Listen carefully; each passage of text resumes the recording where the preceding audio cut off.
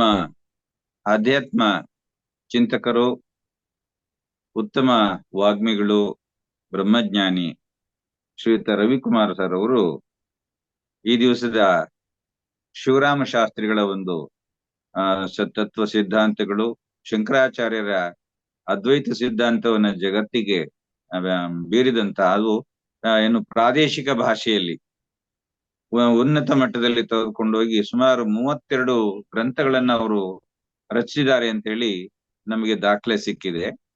ಅಂತಹ ಒಬ್ಬ ತತ್ವಜ್ಞಾನಿಯನ್ನ ಪರಿಚಯ ಮಾಡ್ಕೊಳ್ಳಿಕ್ಕೆ ಇವತ್ತು ನಮ್ಮ ಗುರುಗಳ ಶಿಷ್ಯರು ಶ್ರೀಯುತ ರವಿಕುಮಾರ್ ಅಂತಕ್ಕಂಥವ್ರು ಈಗ ತಮ್ಮ ಸ್ವಂತ ಪರಿಚಯವನ್ನ ಮಾಡಿಕೊಂಡು ಈ ಕಾರ್ಯಕ್ರಮವನ್ನ ಯಶಸ್ವಿಯಾಗಿ ನಡೆಸ್ಕೊಡ್ಬೇಕು ಅಂತ ಹೇಳಿ ಅವರಿಗೆ ಸ್ವಾಗತವನ್ನ ಮಾಡ್ತಾ ಇದ್ದೇನೆ. ಅವರು ಈ ಕಾರ್ಯಕ್ರಮವನ್ನ ನಡೆಸ್ಕೊಡ್ತಾರೆ. ಶುರು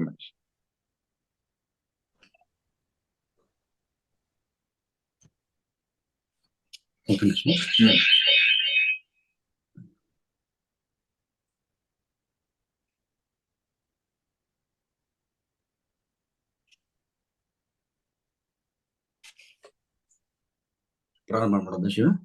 ಪ್ರಾರಂಭ ಮಾಡಿ. ನಾನು ಸ್ವಲ್ಪ ಕರ್ಕೊಂಡು ಓಂ ತತ್ಸತ್. ಶ್ರೀ ಗುರುಭ್ಯೋ ನಮಃ.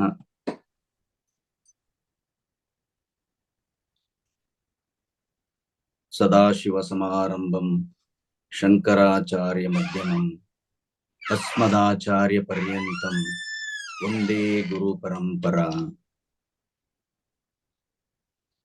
ಅಖಂಡ ಮಂಡಲಾಕಾರಂ ವ್ಯಾಪ್ತಂ ಯೇನ ಚರಾಚರಂ ತತ್ಪದಂ ದರ್ಶಿತಂ ಯೇನ ತಸ್ಮೈ ಶ್ರೀ ಗುರವೇ ನಮಃ.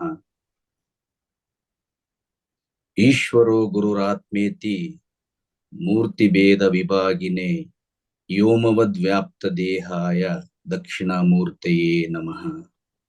ದಕ್ಷಿಣಾಮೂರ್ತಯೇ ನಮಃ.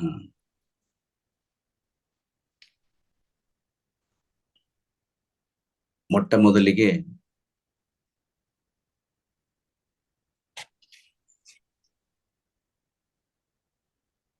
ಈ ಮೂಕನನ್ನ ವೇದಾಂತದ ಸಾರವನ್ನ, ವೇದಾಂತದ ಒಳಮರ್ಮವನ್ನ ನನಗೆ ತೋರಿಸಿಕೊಟ್ಟು ನೀನು ಮಾತನಾಡಬಹುದು ಅನ್ನುವಂಥದನ್ನ ನನಗೆ ಅರಿವನ್ನ ಕೊಟ್ಟಂತಹ ನನ್ನ ಪರಮ ಪೂಜ್ಯ ಶ್ರೀ ಶ್ರೀ ನಿಂಗಪ್ಪ ಸ್ವಾಮೀಜಿಯವರ ಪಾದಾರವಿಂದಕ್ಕೆ ಮೊದಲು ವಂದಿಸುತ್ತ, ಹಾಗೆ ಈ ಕಾರ್ಯಕ್ರಮದಲ್ಲಿ ನನ್ನನ್ನ ಭಾಗವಹಿಸಿ ಮತ್ತೆ ಆತ್ಮಚಿಂತನೆಯನ್ನ ಸರ್ವರಿಗೂ ತಲುಪಲಿ ಅನ್ನುವಂತ ಇಚ್ಛೆಯಿಂದ ನನ್ನನ್ನ ಈ ಮಹಾವತಾರ್ ಫೌಂಡೇಶನ್ಗೆ ಪರಿಚಯ ಮಾಡಿದಂತ ಯೋಗ ಗುರುಗಳು ಹಾಗೂ ನನ್ನ ನೆಚ್ಚಿನ ಆತ್ಮೀಯರು ಆದಂತಹ ನಾಗರಾಜ್ ಮಾಸ್ಟರ್ ಅವರಿಗೆ ಮೊದಲು ನಮಿಸುತ್ತ, ಹಾಗೆ ಈ ಸುದಿನ ದಿನ ಶ್ರೀ ಶಂಕರಾಚಾರ್ಯರ ಅದ್ವೈತ ಸಿದ್ಧಾಂತವನ್ನ ಮತ್ತೆ ಇನ್ನು ಆಡು ಭಾಷೆಯಲ್ಲಿ ಪ್ರತಿ ಮನೆಗೂ ಪ್ರತಿ ಮನಗಳಿಗೂ ತಲುಪುವಂತೆ ಪ್ರೇರಣೆ ನೀಡಿದಂತ ಶ್ರೀ ವೇದಾಂತ ಶಿವರಾಮ ಶಾಸ್ತ್ರಿಗಳವರ ಬಗ್ಗೆ, ಅವರ ಪರಿಚಯಗಳ ಬಗ್ಗೆ, ಅವರ ಮಾಡಿದಂತ ಸಾಧನೆ ಸಂಘಟನೆಗಳ ಬಗ್ಗೆ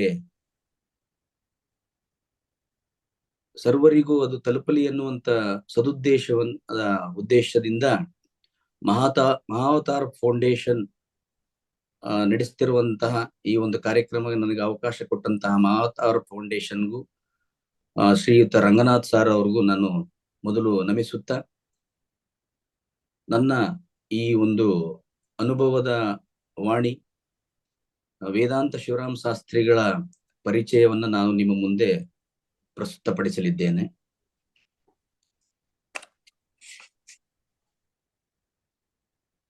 ಮೊದಲಿಗೆ ಶ್ರೀ ವೇದಾಂತ ಶಿವರಾಮ ಶಾಸ್ತ್ರಿಗಳ ಬಗ್ಗೆ ನಾನು ಇವತ್ತಿನ ಸಬ್ಜೆಕ್ಟ್ ಅನ್ನ ನನಗೆ ಕೊಟ್ಟಿದ್ದಾರೆ. ಅದರ ಬಗ್ಗೆ ನಾನು ಸಂಪೂರ್ಣವಾದ ಎಷ್ಟು ನನಗೆ ತಿಳಿದ ಮಟ್ಟಿಗೆ ನಾನು ನಿಮ್ಮ ಮುಂದೆ ಇಡಲಿಕ್ಕೆ ಬಯಸ್ತೇನೆ.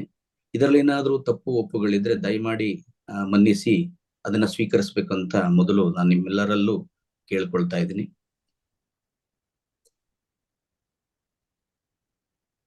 ಮೊದಲನೇದಾಗಿ ಮಾನವನ ಮುಖ್ಯ ಉದ್ದೇಶ ಪರಮ ಪುರುಷಾರ್ಥವನ್ನ ಗಳಿಸುವಂತದ್ದು. ಯಾವುದು ಪರಮ ಪುರುಷಾರ್ಥಗಳು ಯಾವ್ಯಾವು ಅಂತ ಅನ್ನೋದಾದ್ರೆ ಧರ್ಮ, ಅರ್ಥ, ಕಾಮ ಮತ್ತು ಮೋಕ್ಷ. ಇದರಲ್ಲಿ ಮುಖ್ಯವಾಗಿ ಪ್ರತಿ ಜೀವಿಯು ಕೂಡ, ಪ್ರತಿ ಮಾನವರು ಕೂಡ ಗಳಿಸಬೇಕಂತ ಪುರುಷಾರ್ಥಗಳು ಈ ಚತುರ್ವಿಧ ಪುರುಷಾರ್ಥಗಳು. ಅದರಲ್ಲಿ 3 ಪ್ರಾಪಂಚಿಕವಾಗಿಯೂ, ಹಾಗೆ ಮತ್ತೊಂದು ಮೋಕ್ಷ ಅನ್ನುವಂಥದ್ದು ಪಾರಮಾರ್ಥಿಕವಾಗೂ ಕೂಡ ಇದೆ. ಇಲ್ಲಿ ಮುಖ್ಯವಾಗಿ ಮಾನವನ ಮುಖ್ಯ ಉದ್ದೇಶ ಮೋಕ್ಷ. ಮೋಕ್ಷ ಅಂತ ಹೇಳಿದ್ರೆ ಆತ್ಯಂತಿಕ ದುಃಖ ನಿವೃತ್ತಿ, ಪರಮಾನಂದದ ಪ್ರಾಪ್ತಿ. ಯಾಕೆ ನಾವು ಮೋಕ್ಷವನ್ನ ಪಡಿಬೇಕು ಅನ್ನೋದಾದ್ರೆ, ಮೋಕ್ಷ ಅನ್ನುವಂಥದ್ದು ನಮ್ಮೆಲ್ಲರ, ಅಂದ್ರೆ ಪ್ರತಿಯೊಂದು ಜೀವರಾಶಿಗಳ ನಿಜ ಸ್ವರೂಪವೇ ಆಗಿರೋದ್ರಿಂದ, ಅದನ್ನ ನಾವು ಮರ್ತಿರೋದ್ರಿಂದ, ಅದನ್ನ ಮತ್ತೆ ಅರಿತು ಮೋಕ್ಷದ ಸ್ವರೂಪವನ್ನ ನಾವು ತಿಳಿಬೇಕಾಗಿದೆ, ಮತ್ತೆ ಮೋಕ್ಷವನ್ನ ಪಡೆಯಬೇಕಾಗಿದೆ.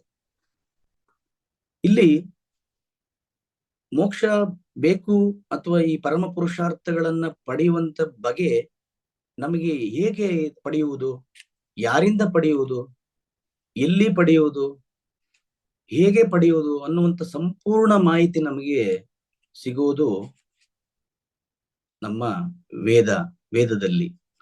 ಅಂದ್ರೆ ವೇದ ಅಂತ ಹೇಳಿದ್ರೆ ವಿದ್ ಜ್ಞಾನೇ, ಅಂದ್ರೆ ವೇದ ಅಂದ್ರೆ ಜ್ಞಾನ, ಅಂದ್ರೆ ಜ್ಞಾನ ಅಂದ್ರೆ ತಿಳುವಳಿಕೆ.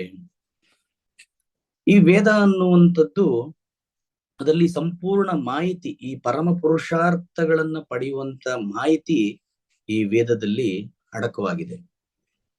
ಈ ವೇದದಲ್ಲಿ ನಾವು ಸಂಪೂರ್ಣವಾಗಿ ಸಂಸ್ಕೃತ ಭಾಷೆಯಲ್ಲಿ ಅಥವಾ ದೇವ ಭಾಷೆಯಲ್ಲಿ ಇದ್ದದ್ರಿಂದ ಏನಾಗಿದೆ, ಅದನ್ನ ಸಂಪೂರ್ಣವಾಗಿ ಅರ್ಥೈಸ್ಕೊಳ್ಳಕ್ಕೆ ಸಾಧ್ಯವಾಗಿರೋ ಕಾರಣ ಏನ್ ಮಾಡಿದ್ರು, ನಮ್ಮ ವೇದವ್ಯಾಸ ಮಹರ್ಷಿಗಳು ಏನ್ ಮಾಡಿದ್ರು, 4 ಭಾಗಗಳಾಗಿ ಮಾಡಿದ್ರು.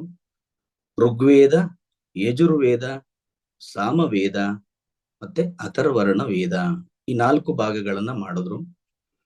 ಈ ಮತ್ತೆ 4 ಭಾಗಗಳನ್ನ ಮತ್ತೆ ವಿಭಾಗವನ್ನ ಮಾಡಲಾಯ್ತು. ಅದಕ್ಕೇನಂತ ಕರಿತೀವಿ ಅಂತಂದ್ರೆ ಸಂಹಿತೆ, ಬ್ರಾಹ್ಮಣ, ಆರಣ್ಯಕ ಮತ್ತೆ ಉಪನಿಷತ್ತು, ಈಗ 4 ಉಪವಿಭಾಗಗಳನ್ನ ಮಾಡಿದ್ರು. ಏನಕ್ಕೆ ಈಗ ವಿಭಾಗಗಳನ್ನ ಮಾಡಿದ್ರು ಒಂದು ನಾವು ತಿಳ್ಕೊಳ್ಳೋದಾದ್ರೆ, ಸಂಹಿತೆ ಅನ್ನೋದು ಮಂತ್ರಗಳ ರೂಪದಲ್ಲಿ ಅಂದ್ರೆ ಸ್ತುತಿಯ ರೂಪದಲ್ಲಿ ಇದ್ದದನ್ನ ಏನ್ ಮಾಡಿದ್ರು, ಸಂಹಿತೆ ಎನ್ನುವಂಥದ್ದನ್ನ ಮಾಡಿದ್ರು. ಇನ್ನು ಬ್ರಾಹ್ಮಣ ಅನ್ನುವಂಥದ್ದು ಆಚರಣೆಗಳಿರ್ಬೋದು, ಯಜ್ಞ ಯಾಗಾದಿಗಳ ಹೇಗೆ ಮಾಡುವಂಥದ್ದು ಪಠ್ಯಕ್ರಮಗಳನ್ನ ಬ್ರಾಹ್ಮಣದ ರೂಪದಲ್ಲಿ ಮಾಡಿದ್ರು. ಅರಣ್ಯಕದಲ್ಲಿ ಹೇಗೆ ಮಾಡುವಂತ ಯಜ್ಞ ಯಾಗಾದಿಗಳನ್ನ ಹೇಗೆ ಮಾಡುವಂಥದ್ದು ಕ್ರಮಗಳನ್ನ ಅಲ್ಲಿ ಯಾವ್ಯಾವ್ದಿದೆಯೋ ಅದನ್ನ ಆ ಭಾಗವನ್ನ ಅಲ್ಲಿಟ್ರು. ಕೊನೆಗೆ 4ನೇದು ಉಪನಿಷತ್ತುಗಳು ಅನ್ನು ಧ್ಯಾನದ ಪ್ರಕ್ರಿಯೆ, ಜ್ಞಾನ ಮತ್ತೆ ಆತ್ಮ ಬ್ರಹ್ಮರ ಐಕ್ಯದ ವಿಚಾರವನ್ನ, ಸ್ವರೂಪದ ವಿಚಾರವನ್ನ ತಿಳಿಲಿಕ್ಕೆ ಉಪನಿಷತ್ತುಗಳನ್ನ ಭಾಗವನ್ನಾಗಿ ಮಾಡಿದ್ರು. ಯಾಕಂದ್ರೆ ಇಲ್ಲಿ 4 ಭಾಗಗಳಾಗಿ 3 ಬಂದು ಕರ್ಮಕಾಂಡ ಅಂತಲೂ, 4ನೇ ಉಪನಿಷತ್ತು ಜ್ಞಾನಕಾಂಡ ಅಂತನೂ ನಾವು ಕರೀಬಹುದು. ಮತ್ತೆ ವೇದಗಳನ್ನ ವೇದ ಅಂಗಗಳು ಅಂತ ಕೂಡ ಮಾಡಿದ್ದಾರೆ. ಅಂದ್ರೆ ಶಿಕ್ಷಾ, ವ್ಯಾಕರಣ, ಛಂದಸ್ಸು, ನಿರುಕ್ತ, ಕಲ್ಪ ಹಾಗೂ ಜ್ಯೋತಿಷ್ಯ, ಈ 4 ಅಂದ್ರೆ 6 ಉಪ ಅಂಗಗಳು, ವೇದಗಳ ಉಪ ಅಂಗಗಳು ಅಂತಾನೂ ಕೂಡ ಕರೀತಾರೆ. ಇಲ್ಲಿ ಮುಖ್ಯವಾಗಿ ನಾವು ಚರ್ಚಿಸಬೇಕಾಗಿರುವಂತ ವಿಷಯ ಏನು ಅಂತಂದ್ರೆ, ಉಪನಿಷತ್ತೇ ಸಂಪೂರ್ಣವಾದ ಧ್ಯಾನ ಮತ್ತೆ ಜ್ಞಾನದ ಬೆಳಕನ್ನ ಚೆಲ್ಲುವಂತದ್ದು ಉಪನಿಷತ್ತಲ್ಲಿ ಬರುವುದು. ಹಾಗಾದ್ರೆ ಉಪನಿಷತ್ ಅಂದ್ರೆ ಏನು ಅನ್ನೋದಾದ್ರೆ, ಉಪ ಅಂದ್ರೆ ಸಮೀಪ, ನಿ ಅಂದ್ರೆ ಶ್ರದ್ಧೆಯಿಂದ, ಶತ್ ಅಂದ್ರೆ ಕುಳಿತುಕೊಂಡು ಅರಿಯುವುದು, ಅಂದ್ರೆ ಸಮೀಪದಲ್ಲಿ ಶ್ರದ್ಧೆಯಿಂದ ಕುಳಿತುಕೊಂಡು ಅರಿಯುವುದು ಅನ್ನೋದು ಉಪನಿಷತ್ತದ ಒಟ್ಟಾರೆ ಅರ್ಥ. ಹಾಗಾದ್ರೆ ಯಾರ ಬಳಿಯನ್ನ ನಾವು ಕೂತು ನಾವು ಈ ಶ್ರದ್ಧೆಯಿಂದ ನಾವು ಅರಿಯುವಂತದ್ದು ಅಂದ್ರೆ, ಇಲ್ಲಿ ಮುಖ್ಯವಾಗಿ ಗುರುಗಳ ಸಮೀಪ ನಾವು ಅವರ ಒಡನಾಟದಿಂದ ಅವರ ಸಮೀಪದಲ್ಲಿ ಕುಳಿತು ಆ ಗೌಪ್ಯವಾದಂತಹ ಆತ್ಮವಿದ್ಯೆಯನ್ನ ಅಥವಾ ಉಪನಿಷತ್ ವಿದ್ಯೆಯನ್ನ ನಾವು ಇಲ್ಲಿ ತಿಳಿಬೇಕಾಗಿದೆ. ಇಲ್ಲಿ ಉಪನಿಷತ್ತುಗಳು ಅನ್ನೋದು ಬಗ್ಗೆ ನಾವು ಇದು ಮಾಡೋದಾದ್ರೆ, ಉಪನಿಷತ್ತು ಒಟ್ಟು ಸುಮಾರು ಉಪನಿಷತ್ತುಗಳಿದ್ದು, ಅದರಲ್ಲಿ ಮುಖ್ಯವಾಗಿ 108 ಉಪನಿಷತ್ತುಗಳನ್ನ ಗಣನೆಗೆ ತಗೊಂಡ್ರು.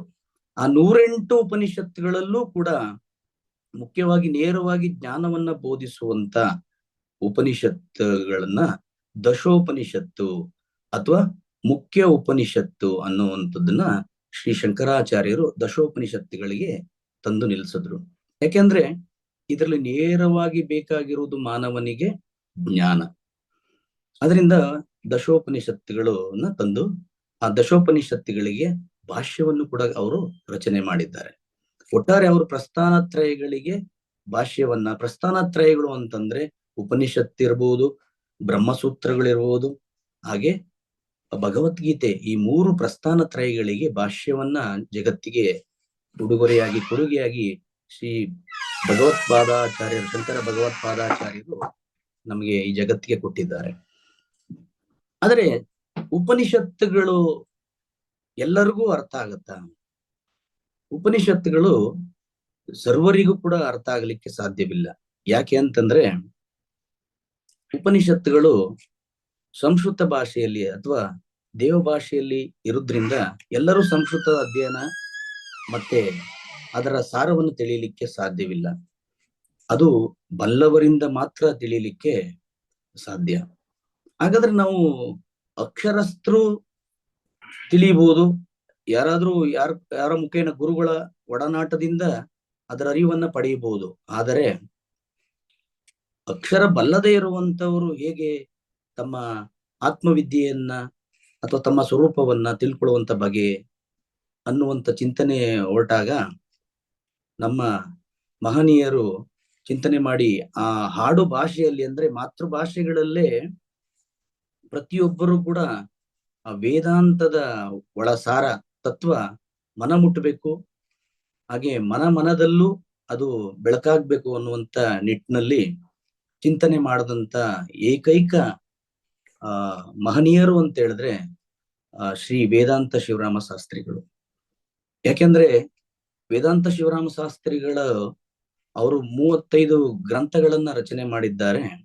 ಆ 35 ಗ್ರಂಥಗಳಲ್ಲಿ ತತ್ವ ಮತ್ತೆ ಪದ್ಧತಿ ಅನ್ನುವಂಥ ತತ್ವದ ರೂಪದಲ್ಲಿ, ಅಂದ್ರೆ ಅನಕ್ಷರಸ್ಥನೂ ಕೂಡ ಆ ತತ್ವ ಪದವನ್ನ ಅಭ್ಯಾಸ ಅಂದ್ರೆ ಶ್ರೋತ್ರಿಯವಾಗಿದ್ರೆ ಸ್ತೋತ್ರ ದ್ವಾರದಿಂದ ಕೇಳಿ ತಾನು ಅದರ ಬಗ್ಗೆ ಅರಿವನ್ನ ಪಡೆಯಬಹುದು ಅನ್ನುವಂಥ ನಿಟ್ಟಿನಲ್ಲಿ ಚಿಂತನೆ ಮಾಡಿ ಆ ಮನೆಗೂ ತತ್ವ ಪದಗಳನ್ನ ಮನಕ್ಕೂ ಮುಟ್ಟಬೇಕು ಅನ್ನುವಂಥ ಉದ್ದೇಶದಿಂದ ತತ್ವ ಪದಗಳನ್ನ ವೇದಾಂತ ಶಿವರಾಮ ಶಾಸ್ತ್ರಿಗಳು ಜಗತ್ತಿಗೆ ಕೊಡುಗೆಯಾಗಿ ಕೊಟ್ಟಿದ್ದಾರೆ. ಈ ನಿಟ್ಟಿನಲ್ಲಿ ಇವತ್ತಿನ ಮುಖ್ಯವಾದ ಸಬ್ಜೆಕ್ಟ್ ಏನು ಅಂತಂದ್ರೆ, ವೇದಾಂತ ಶಿವರಾಮ ಶಾಸ್ತ್ರಿಗಳ ಒಟ್ಟಾರೆ ವೇದಾಂತಕ್ಕೆ ಈ ಜಗತ್ತಿಗೆ ಆಧ್ಯಾತ್ಮ ಕೊಡುಗೆಯನ್ನು ಏನ್ ಕೊಟ್ಟಿದ್ದಾರೆ ಅನ್ನುವಂಥದ್ದು ಸ್ವಲ್ಪ ಸವಿಸ್ತಾರವಾಗಿ ನಾನು ಹೇಳಲಿಕ್ಕೆ ಬಯಸ್ತೇನೆ. ವೇದಾಂತ ಶಿವರಾಮ ಶಾಸ್ತ್ರಿಗಳು ಹೇಗೆ ಅವರು ಮಹನೀಯರು ಅಂತ ಹೇಳಿದ್ರೆ ಸಾಕ್ಷಾತ್ ಶಂಕರರ ಅಪರಾವತಾರ ಅಂತ ಹೇಳಿದ್ರೆ ತಪ್ಪಾಗಲಾರದು. ಯಾಕೆ ಅಂತ ಹೇಳಿದ್ರೆ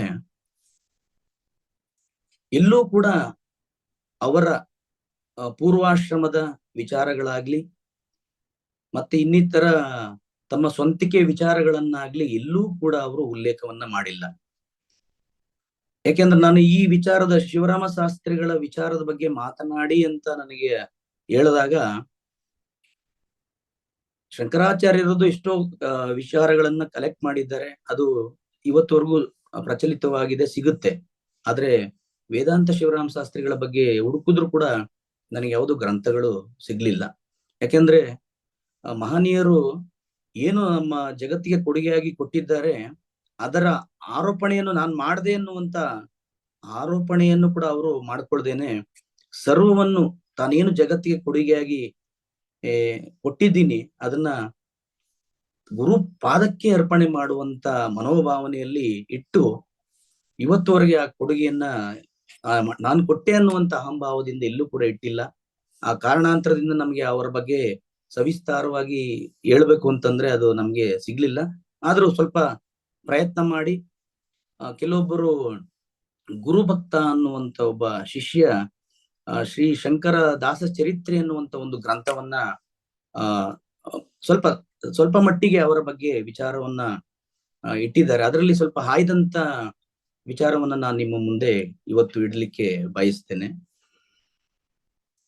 ವೇದಾಂತ ಶಿವರಾಮ ಶಾಸ್ತ್ರಿಗಳು ಮೂಲತಃ ಕರ್ನೂಲ್ ಅನ್ನುವಂತ ಒಂದು ಆಂಧ್ರ ಪ್ರದೇಶದ ನಂದಿಕೋಟಕೂರ್ನವರು. ಇವರ ಪೂರ್ವಜರು ಬಂದ್ಬಿಟ್ಟು ಅಪ್ಪ ಶಾಸ್ತ್ರಿ ಅನ್ನುವಂತ ಪೂರ್ವಜರು. ಇವರು ಬ್ರಾಹ್ಮಣ ಪಂಗಡಕ್ಕೆ ಸೇರಿದಂತವರು. ಇವರಿಗೆ ಇಬ್ರು ಮಕ್ಕಳು, ಒಬ್ರು ಶೇಷಾದ್ರಿ ಅನ್ನುವಂಥವರು, ಇನ್ನೊಬ್ರು ಹೆಸರು ಉಲ್ಲೇಖ ಇಲ್ಲ. ಶೇಷಾದ್ರಿ ಶಾಸ್ತ್ರಿಗಳಿಗೆ ಮತ್ತೊಬ್ಬ ಮಗ, ಅವರ ಹೆಸರು ರಾಜರಾಜೇಶ್ವರ ಶಾಸ್ತ್ರಿಗಳು ಅನ್ನುವಂತ ಒಬ್ಬ ಮಗನಿದ್ದ. ಅವರಿಗೆ ಅವರ ಒಟ್ಟಾರೆ ಅವರ ವಿದ್ಯಾಭ್ಯಾಸದ ಬಗ್ಗೆ ಗಮನ ಹರಿಸಿದ್ರೆ ಅವರು ಎಲ್ಲರೂ ಕೂಡ ಅವರನ್ನ ಅಂದ್ರೆ ಆಡ್ಕೊಳ್ತಾ ಇದ್ರು, ಕೀಳು ಭಾವದಿಂದ ರಾಜರಾಜೇಶ್ವರ ಶಾಸ್ತ್ರಿಯನ್ನ ನೋಡ್ತಾ ಇದ್ರು. ಏನಕ್ಕೆ ಅಂತಂದ್ರೆ ಅವ್ರು 20 ವರ್ಷಗಳ ಆದ್ರೂ ಕೂಡ ಅವ್ರಿಗೆ ವಿದ್ಯೆ ಅನ್ನುವಂಥದ್ದು ಕರಗತ ಆಗ್ಲಿಲ್ಲ. ಅದರಿಂದ ಏನ್ ಮಾಡಿದ್ರು, ಬಹಳ ಬೇಸತ್ತು ಅವರು ಕರ್ನೂಲನ್ನ ನಂದಿಕೋಟಕೂರನ್ನ ಬಿಡಬೇಕಾಯ್ತು. ಆಗ ಬಿಟ್ಟು ಅವರು ನಮ್ಮ ಶ್ರೀರಂಗಪಟ್ಟಣದ ಪಶ್ಚಿಮ ವಾಹಿನಿಯಲ್ಲಿ ದೇವರ ದರ್ಶನವನ್ನ ಮಾಡಿ ಅಲ್ಲಿ ಪಶ್ಚಿಮ ವಾಹಿನಿಯಲ್ಲಿ ಸ್ನಾನ ಮಾಡ್ತಾ ಇರ್ಬೇಕಾದ್ರೆ ಹೀಗೆ ಒಬ್ಬ ಮೈಸೂರಿನ ವಿದ್ವಾನ್ ಪಂಡಿತರಿಗೆ ಪರಿಚಯ ಆದ್ರು. ಅವರ ತೇಜಸ್ಸು ಮತ್ತೆ ಅವರಲ್ಲಿರುವಂತ ಒಂದು ಪ್ರಕಾಶವನ್ನ ನೋಡಿ ಬಹಳ ಒಬ್ರು ವಿದ್ವಾಂಸರು ಅವ್ರ ಬಗ್ಗೆ ಕಿರು ಪರಿಚಯವನ್ನ ಮಾಡ್ಕೊಂಡ್ರು. ಆಗ ಅವರು, ನೀವು ಇಲ್ಲಿ ನಾನು ಇಚ್ಛೆ ಪಡ್ತಾ ಇದ್ದೀನಿ ಏನು ಅಂದ್ರೆ, ನೀವು ಮೈಸೂರು ಆಸ್ಥಾನದಲ್ಲಿ ಮೈಸೂರು ರಾಜರ ಸನ್ನಿಧಿಯಲ್ಲಿ ಏನಾದ್ರು ಪಂಡಿತರಾಗಕ್ಕೆ ಇಷ್ಟಪಟ್ರೆ ನಾವು ಅಲ್ಲಿ ಕರ್ಕೊಂಡು ಹೋಗ್ತೀನಿ ಅಂತ ಅನ್ನುವಂಥದ್ದು ಅವ್ರ ಮುಂದೆ ಪ್ರಸ್ತಾಪ ಮಾಡ್ತಾರೆ. ಆಗ ಆಯ್ತು ಅಂತ ಹೇಳಿ ಕೊನೆಗೆ ಅವರು ಏನ್ ಮಾಡ್ತಾರೆ, ಮೈಸೂರು ಅರಮನೆಯಲ್ಲಿ ರಾಜರನ್ನ ಭೇಟಿ ಮಾಡ್ತಾರೆ. ಆ ಸಂದರ್ಭದಲ್ಲಿ ಮುಮ್ಮುಡಿ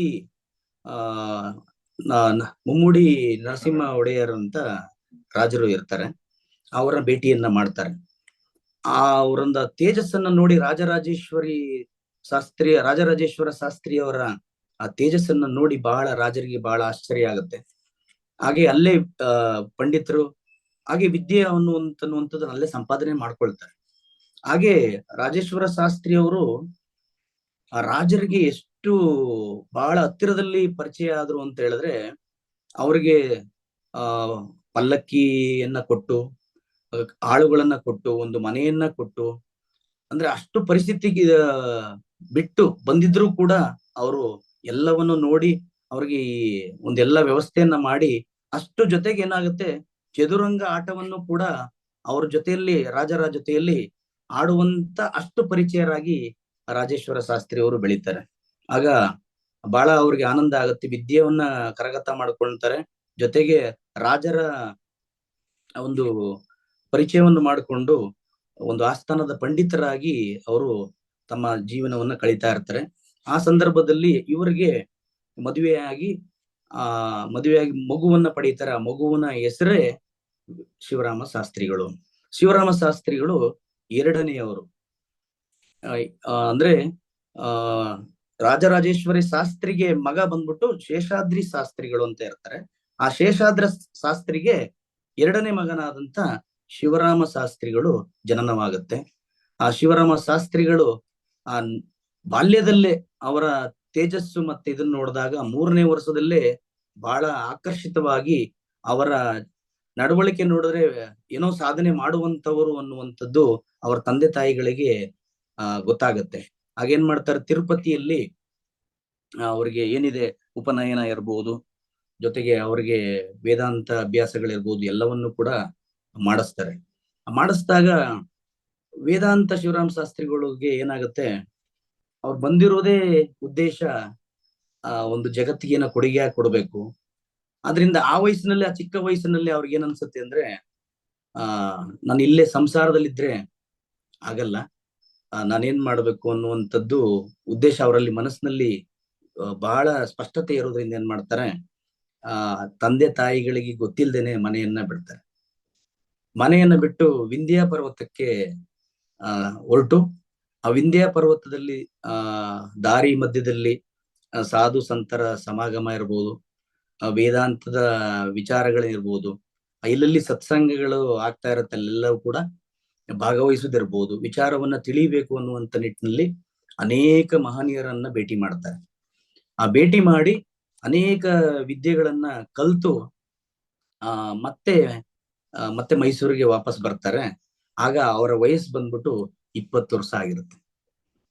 ಆಗ ತಂದೆ ತಾಯಿಗಳಿಗೆ ಬಹಳ ಆನಂದ ಆಗುತ್ತೆ, ಮಗ ಮತ್ತೆ ಬಂದಲ್ಲ ಅನ್ನುವಂಥದ್ದು ಬಹಳ ಖುಷಿ ಆಗುತ್ತೆ. ಆ ಖುಷಿಯಾಗಿ ಏನ್ ಮಾಡ್ತಾರೆ, ಈಗ ಮತ್ತೆ ನನ್ ಕೈ ತಪ್ಪೋಗ್ಬಿಡ್ತಾನೆ ಮಗ, ಆದ್ರಿಂದ ಹೇಗಾದ್ರೂ ಮಾಡಿ ಇವನಿಗೆ ಮದುವೆ ಮಾಡಿಸ್ಬೇಕು ಅಂತ ಏನ್ ಮಾಡ್ತಾರೆ, ಬಲವಂತವಾಗಿ ಫೋರ್ಸ್ ಮಾಡ್ತಾರೆ. ಫೋರ್ಸ್ ಮಾಡಿ ಆದ್ರೂ ಒಲ್ಲದ ಮನಸ್ಸಿನಿಂದ ಅವ್ರ ಒಪ್ಪಿಗೆ ಸೂಚಿಸ್ತಾರೆ. ಅಕ್ಕಯ್ಯಮ್ಮ ಅನ್ನುವಂತ ಒಬ್ಬ ಅವರನ್ನ ಮದುವೆ ಆಗ್ತಾರೆ. ಮದುವೆ ಆಗಿ ಒಂದು ಹೆಣ್ಣು ಸಂತಾನವನ್ನು ಕೂಡ ಪಡೀತಾರೆ. ಆದ್ರೆ ಅವ್ರಿಗೆ ಅದೇ ಜೀವನ ಗೃಹಸ್ಥಾಶ್ರಮದಲ್ಲಿ ಇದ್ರೂ ಕೂಡ ಅದು ಅವರ ಮುಖ್ಯ ಉದ್ದೇಶ ಆಗಿರ್ಲಿಲ್ಲ. ಹಾಗೆ ಸ್ವಲ್ಪ ದಿನ ಕಳೀತಾ ಮಗು, ಆ ತಾಯಿ ಅಂದ್ರೆ ಇವರು ಶಿವರಾಮ ಶಾಸ್ತ್ರಿಗಳ ಪತ್ನಿ ಏನಾಗುತ್ತೆ, ದೇಹವನ್ನ ತ್ಯಾಗ ಮಾಡ್ತಾರೆ. ಕಾರಣಾಂತರದಿಂದ ದೇಹ ತ್ಯಾಗ ಆದ್ಮೇಲೆ ಇವ್ರಿಗೆ ಏನಾಗುತ್ತೆ, ಮತ್ತೆ ಅಷ್ಟು ವೈರಾಗ್ಯ ಪ್ರಾಪ್ತಿ ಆಗುತ್ತೆ. ಮತ್ತೆ ಅವ್ರೇನ್ ಮಾಡ್ತಾರೆ, ಅಲ್ಲಿಂದ ಜಾಗವನ್ನ ಬಿಡ್ತಾರೆ. ಬಿಟ್ಟು ಈಗ ನೇಪಾಳಕ್ಕೆ ಹೋಗ್ತಾರೆ. ಅಂದ್ರೆ ನೇಪಾಳ ಉತ್ತರ ಕಡೆಗೆ ಹೊರಟು, ನೇಪಾಳದಲ್ಲಿ ಇನ್ನು ಸಾಧು ಸಂತರ ಭೇಟಿ ಮತ್ತೆ ವೇದಾಂತದ ವಿಚಾರಗಳ ಬಗ್ಗೆ ತಿಳಿಬೇಕು ಅನ್ನುವಂತ ಉತ್ಕಟ ಇಚ್ಛೆಯಿಂದ ನೇಪಾಳಕ್ಕೆ ಹೋಗ್ತಾರೆ. ಆ ನೇಪಾಳದಲ್ಲಿ ಅವ್ರಿಗೆ ಒಂದು ಒಳ್ಳೆ ಒಂದು ಗುರುಗಳ ದರ್ಶನ ಆಗುತ್ತೆ. ಆ ಗುರುಗಳೇ ನಿಜಾನಂದರು. ಶ್ರೀ ನಿಜಾನಂದ ಗುರುಗಳ ದರ್ಶನ ಆಗುತ್ತೆ. ನಿಜಾನಂದ ಗುರುಗಳ ದರ್ಶನ ಆಗಿ ಬಹಳ ಆನಂದ ಆಗುತ್ತೆ. ಆಗ ಗುರುಗಳಿಗೆ ಅವರು ಸಾಷ್ಟಾಂಗ ನಮಸ್ಕರಿಸಿ ಏನ್ ಮಾಡ್ತಾರೆ, ನನಗೆ ವೇದಾಂತದ ಒಳ ಸಾರ ಅಂದ್ರೆ ಆತ್ಮ ಬ್ರಹ್ಮೈಕ್ಯ ಜ್ಞಾನವನ್ನು ನನಗೆ ದಯಮಾಡಿ ಬೋಧಿಸಿ ಅಂತ ಹೇಳ್ತಾರೆ. ಅದಕ್ಕೆ ಒಂದು ತತ್ವಪದವನ್ನೇ ಬರೆದಿದ್ದಾರೆ. ಬೋಧಿಸೈ ಶ್ರೀ ಗುರುವೇ ಬೋಧಿಸೈ, ಸಾಧನಗಳನ್ನೆಲ್ಲ ಪಡೆದು ಗುರುಪಾದ ಪದ್ಮಂಗಳ ಪಿಡಿದು ಅನ್ನುವಂತ ಒಂದು ಮುಂದೆ ಈ ತತ್ವಪದವನ್ನ ನಾವು ನಾಗರಾಜ್ ಮಾಸ್ಟರ್ಗಳು ಆಡ್ತಾರೆ. ಈ ತತ್ವಪದ ಏನ್ ಹೇಳ್ತಾ ಇದೆ ಅಂತಂದ್ರೆ, ಬೋಧಿಸೈ ಶ್ರೀ ಗುರುವೇ ಬೋಧಿಸೈ ಅಂದ್ರೆ ಶಿಷ್ಯನು ಗುರುವೇ ನನಗೆ ಇದನ್ನೇ ಬೋಧಿಸೈ ಅಂದ್ರೆ ಆಲ್ರೆಡಿ ಶಿಷ್ಯ ಅದ್ರ ಬಗ್ಗೆ ಅರಿವನ್ನ ಪಡ್ಕೊಂಡಿದ್ದಾನೆ. ಆ ಅರಿವನ್ನ ಪಡ್ಕೊಂಡು ಗುರುವಾಣಿಯಿಂದ ಬಂದ್ರೆ ಅದಕ್ಕೆ ಮಹತ್ವ ಅನ್ನುವಂಥದ್ರಿಂದ ಆ ನಿಟ್ಟಿನಲ್ಲಿ ನಿಜಾನಂದ ಗುರುಗಳ ಮುಂದೆ ಇಡ್ತಾರೆ. ಗುರುಗಳೇ ನನಗೆ ಇದನ್ನೇ ಬೋಧಿಸಿ ಅಂತ ಕಳಕಳಿಯಿಂದ ಕೇಳ್ಕೊಳ್ತಾರೆ. ಆಗ ಗುರುಗಳು ಅವರಿಗೆ ಬ್ರಹ್ಮೋಪದೇಶವನ್ನ, ಜೀವ ಬ್ರಹ್ಮೈಕ್ಯದ ಉಪದೇಶವನ್ನ ಬೋಧನೆ ಮಾಡ್ತಾರೆ. ಆಗ ಅವ್ರಿಗೆ ಬಹಳ ಆನಂದ ಆಗತ್ತೆ. ಅವರಲ್ಲಿ ಸುಮಾರು ವರ್ಷಗಳು ಅಂದ್ರೆ ಕಡಿಮೆ ಅವಧಿ 3-4 ವರ್ಷಗಳು ಅವರಲ್ಲೇ ಒಡನಾಡಿ ಸಾಧನೆಗಳನ್ನ, ವೇದ ಉಪನಿಷತ್ತುಗಳಿರ್ಬೋದು, ಬ್ರಹ್ಮಸೂತ್ರ ಭಾಷ್ಯಗಳಿರ್ಬೋದು, ಹೀಗೆ ಭಗವದ್ಗೀತೆ ಇರ್ಬೋದು, ಎಲ್ಲ ವಿಚಾರವನ್ನ ಅವರ ಮುಖೇಣ ಎಲ್ಲಾನು ತಮ್ಮ ಮನಸ್ಸಿಗೆ ತಂದ್ಕೊಡ್ತಾರೆ. ಹಾಗೆ ಕೊನೆಗೆ ಅಲ್ಲಿಂದ ನೀನು ಹೊರಡುವಂತ ನಿಜಾನಂದ ಗುರುಗಳು ವೇದಾಂತ ಶಿವರಾಮ ಶಾಸ್ತ್ರಿಗಳನ್ನ ಕೇಳ್ತಾರೆ. ಇಲ್ಲ ಗುರುಗಳೇ, ನಾನು ಇಲ್ಲೇ ಇದ್ದು ಸನ್ಯಾಸವನ್ನ ಸ್ವೀಕಾರ ಮಾಡಿ ನಿಮ್ಮಿಂದ ನಾನು ಇಲ್ಲೇ ನಾನು ಜಗತ್ತಿಗೆ ಅಂದ್ರೆ ನನ್ನ ಕೈಲಾದಷ್ಟು ಜಗತ್ತಿಗೆ ಕೊಡುಗೆಯಾಗಿ ಕೊಡ್ತೇನೆ ಅಂತ ಹೇಳ್ತಾರೆ. ಇಲ್ಲ ಇಲ್ಲ, ನೀನು ಈಗ ಬಂದಿರುವಂತ ಉದ್ದೇಶ ಅದಲ್ಲ. ನೀನು ಮೊದಲನೇದಾಗಿ ಇಲ್ಲಿಂದ ಹೊರಡು. ಯಾಕೆಂದ್ರೆ ತಂದೆ ತಾಯಿಗಳು ನಿನಗೆ ಇನ್ನೂ ಇರುವುದರಿಂದ ನಿನಗೆ ಸನ್ಯಾಸವನ್ನ ಕೊಡ್ಲಿಕ್ಕೆ ಸಾಧ್ಯವಿಲ್ಲ. ಅದರಿಂದ ನೀನು ಮೊದಲು ಗೃಹಸ್ಥನಾಗು. 4 ಉಪದೇಶವನ್ನ ಮಾಡ್ತಾರೆ. ಅದ್ರಲ್ಲಿ ಮೊದಲನೇದಾಗಿ ನೀನು ಗೃಹಸ್ಥನಾಗು. ಎರಡನೆಯದು ಗೃಹಸ್ಥಾಶ್ರಮ ಧರ್ಮವನ್ನ ಪಾಲನೆ ಮಾಡಿಕೊಂಡೇ ನೀನು ಸಾಧನೆಯನ್ನ ಮಾಡು. 2ನೇ ಉಪದೇಶವನ್ನ ಮಾಡ್ತಾರೆ. ಮತ್ತೆ 3ನೇದು ಈ ಏನು ನೀನು ಕಲ್ತಿದ್ಯಂತ ವಿದ್ಯೆಯನ್ನ ನಿಸ್ವಾರ್ಥವಾಗಿ ಜಗತ್ತಿಗೆ ನೀನು ಹಂಚು. ಯಾವುದೇ ಕಾರಣಕ್ಕೂ ನೀನು ಸ್ವಾರ್ಥತೆಯನ್ನು ಇದ್ರಲ್ಲಿ ಬಳಸಬೇಡ. ಸರ್ವರಿಗೂ ಕೂಡ ಈ ವೇದಾಂತ ವಿಚಾರವನ್ನ ಹಂಚು ಅಂತ ಹೇಳ್ತಾರೆ. 4ನೇ ಉಪದೇಶ ಏನ್ ಹೇಳ್ತಾರೆ ಅಂತಂದ್ರೆ, ನೀನು ಶಂಕರಾಚಾರ್ಯರ ಸೇವೆಯನ್ನ ಮಾಡು. ಇದು ಬಹಳ, ಈ 4 ಮಹಾವಾಕ್ಯಗಳಿದ್ದಂಗೆ ಈ 4 ವಾಕ್ಯಗಳನ್ನ ನಿಜಾನಂದ ಗುರುಗಳು ವೇದಾಂತ ಶಿವರಾಮ ಶಾಸ್ತ್ರಿಗಳಿಗೆ ಕೊಡ್ತಾರೆ. ಅಲ್ಲಿಂದ ಅವರು ಆ ಉಪದೇಶ ವಾಕ್ಯಗಳನ್ನ ತಕೊಂಡು ಹಾಗೆ ಮತ್ತೆ ಮೈಸೂರು ಬರ್ತಾರೆ. ಆಗ ಅವ್ರಿಗಾಗಿದ್ದಂತ ವಯಸ್ಸು 24 ವರ್ಷಗಳು. ಆಗ ಮತ್ತೆ ಮಗ ಮನೆಗೆ ಬಂದಲ್ಲ ಅನ್ನುವಂಥದ್ದು ಬಹಳ ಖುಷಿಯಾಗಿ ಏನ್ ಮಾಡ್ತಾರೆ, ಹೇಗಾದ್ರೂ ಮಾಡಿ ಮತ್ತೆ ಇನ್ನೊಂದು ಮರುಮದುವೆ ಮಾಡ್ಬೇಕು ಅಂತನ್ನುವಂಥದ್ದನ್ನ ನಿಟ್ಟಿನಲ್ಲಿ ಏನ್ ಮಾಡ್ತಾರೆ, ಒಂದು ವಧುವನ್ನ ಕೂಡ ನೋಡ್ತಾರೆ. ಅಲ್ಲಿ ಕೀಲಾರದಲ್ಲಿ ಸೀತಮ್ಮ ಮತ್ತೆ ನಂಜುಂಡಯ್ಯವರ ಆಕ್ಚುಲಿ ಪ್ರೊಫೆಸರ್ ಆಗಿರ್ತಾರೆ. ಮೈಸೂರು ಯೂನಿವರ್ಸಿಟಿ ಪ್ರೊಫೆಸರ್ ನಂಜುಂಡಯ್ಯವರ ತಂಗಿ ಸೀತಮ್ಮ. ಆ ಸೀತಮ್ಮ ಅವರ ಮಗಳು ಪಾರ್ವತಮ್ಮ ಅಂತನ್ನುವಂಥವರನ್ನ ಮತ್ತೆ ತಂದು ಇವರಿಗೆ ಮದುವೆಯನ್ನ ಮಾಡ್ತಾರೆ. ಹೀಗೆ ಮದುವೆ ಮಾಡಾದ್ಮೇಲೆ ಅವ್ರು ಮತ್ತೆ ಗೃಹಸ್ಥಾಶ್ರಮ ಧರ್ಮಕ್ಕೆ ಮತ್ತೆ ಕಾಲಿಡ್ತಾರೆ. ಕಾಲಿಟ್ಟು ಹೀಗೆ ದಿನೇ ಅವರ ಸಾಧನೆ ಮತ್ತೆ ಏನು ಗುರುಗಳ ವಾಣಿಯನ್ನು ನಾನು ಕಾಪಾಡ್ಕೊಳ್ಳೇಬೇಕಲ್ಲ ಅಂತನ್ನುವಂತ ನಿಟ್ಟಿನಲ್ಲಿ ಏನ್ ಮಾಡ್ತಾರೆ, ದಿನನಿತ್ಯದಲ್ಲಿ ಅವರು ಶಿಷ್ಯರನ್ನ ಮಾಡೋಕೆ ಹೊರಟಾಗ ಅನೇಕ ಶಿಷ್ಯರು ಅವರ